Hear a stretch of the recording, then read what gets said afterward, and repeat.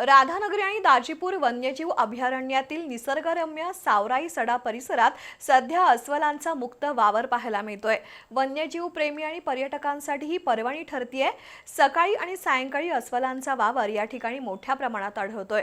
मृग नक्षत्राला सुरुवात झाल्यानं राधानगरी परिसरातील निसर्ग सौंदर्य खुललं असून पर्यटकांचा ओघही वाढला आहे। सह्याद्रीच्या घनदाट जंगलांनी वेढलेल्या सावराई सडा परिसरात सध्या अस्वलांचा मुक्त वावर पाहायला मिळत असून वन्यजीव प्रेमी आणि पर्यटकांसाठी पर्वणी ठरतीये। अस्वल अन्नाच्या शोधात नैसर्गिक अधिवासात मुक्तपणे संचार करतायत।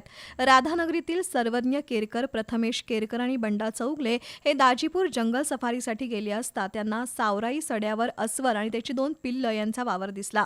सावराई सडा हे दाजीपूर अभयारण्यातील महत्त्वाचं पर्यटन स्थळ मानलं जातं। इथं वन विभागानं पाणवठ्याची व्यवस्था केल्यामुळे विविध वन्य प्राण्यांचं दर्शन घडत असतं। त्यामुळे वन्यजीव छायाचित्रकार आणि पर्यटकांसाठी हा परिसर विशेष आकर्षणाचा केंद्रबिंदू ठरतोय। दरम्यान वन विभागानं पर्यटकांना वन्य प्राण्यांपासून सुरक्षित अंतर राखण्याचं, कोणताही आवाज किंवा गोंधळ न घालण्याचं तसंच वन्यजीवांना खाद्यपदार्थ न देण्याचं आवाहन केलंय।